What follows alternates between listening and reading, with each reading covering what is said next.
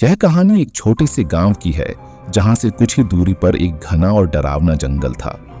उस जंगल के बीचों बीच एक पुराना श्मशान घाट था जहां रात के समय कोई भी जाने की हिम्मत नहीं करता था।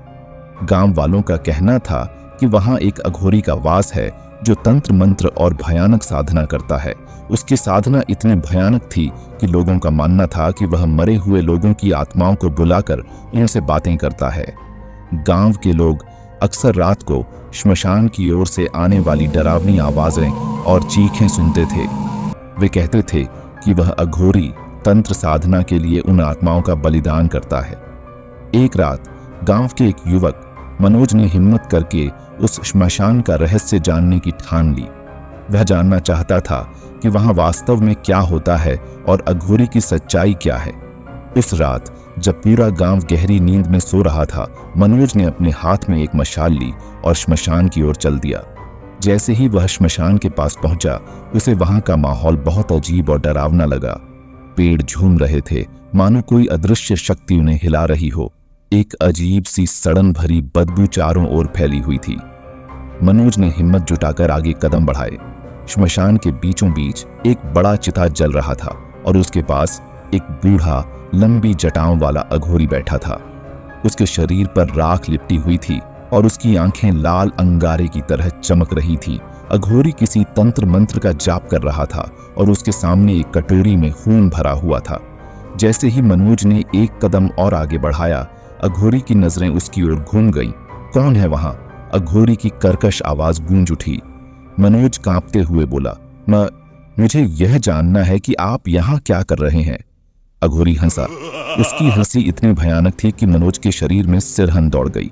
उसने कहा, तुमने बहुत बड़ी भूल कर दी यहाँ आकर। यह स्थान साधारण लोगों के लिए नहीं है। अब जब तुम आ ही गए हो तो तुम्हें इसकी सच्चाई दिखाता हूं।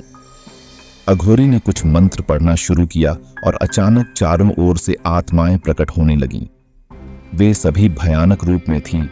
उनके चेहरे जले हुए और आंखें गहरी खोपड़ी के भीतर धंसी हुई थीं। वे आत्माएं मनोज की ओर बढ़ने लगीं और उसकी चीखें पूरे जंगल में गूंज उठीं।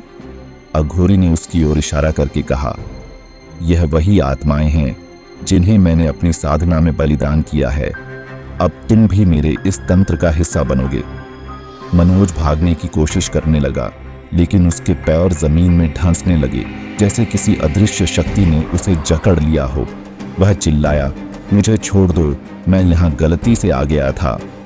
अघोरी ने जोर से हंसते हुए कहा, गलती से नहीं, तुम मेरी साधना का हिस्सा बनने के लिए चुने गए थे। तुम्हारी आत्मा अब मुझे शक्ति प्रदान करेगी। इस रात मनोज कभी वापस नहीं लौटा।